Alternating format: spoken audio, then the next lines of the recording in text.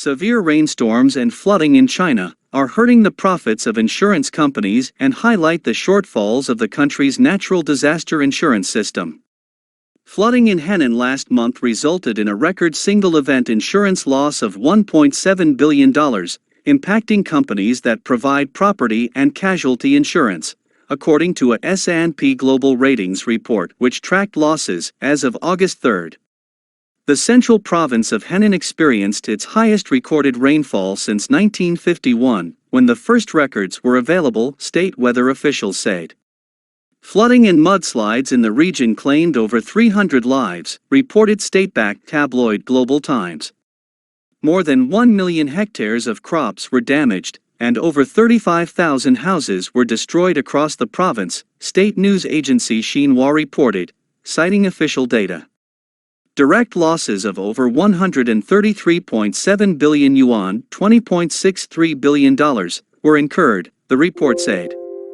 We expect insurance claims from the Henan flooding to exceed 8 billion Chinese yuan, $1.23 billion, or about 0.7% of China's total non-life direct premiums written in 2020, Fitch Ratings said in a report dated July 27.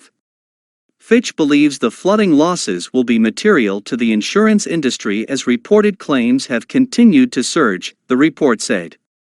For decades, China has been plagued by natural disasters like hurricanes, earthquakes, and floods. In addition to the Henan floods, more than 80,000 people in Sichuan province were also evacuated earlier this month due to heavy rains and floods. However, insurance still plays a weak role in China's compensation for catastrophic loss system, according to a World Bank report. Compensations for losses related to catastrophic events have largely relied on government relief programs and public donations. Insurance claims make up less than 1% of direct economic losses in large-scale disasters, the report said.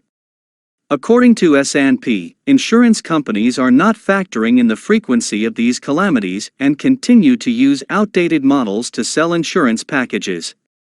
Adding to that, there is a lack of public awareness and Chinese citizens are not willing to accept disaster insurance, a separate study on social factors and insurance shows. The problem with underinsurance can be addressed on two levels, S&P said. From an individual perspective, S&P predicts that the record level of flooding in the past 2 years could lead to a greater awareness among the public and help them see the need for insurance protection. Recent extreme weather events have also stirred things at the government level. China has renewed its push to boost catastrophe insurance penetration, S&P said. To overcome the public's low awareness of disaster insurance, some local governments, including those in Ningbo, Shenzhen, and Guangdong have been purchasing policies on behalf of their citizens, according to the Global Facility for Disaster Reduction and Recovery, GFDRR, a World Bank program.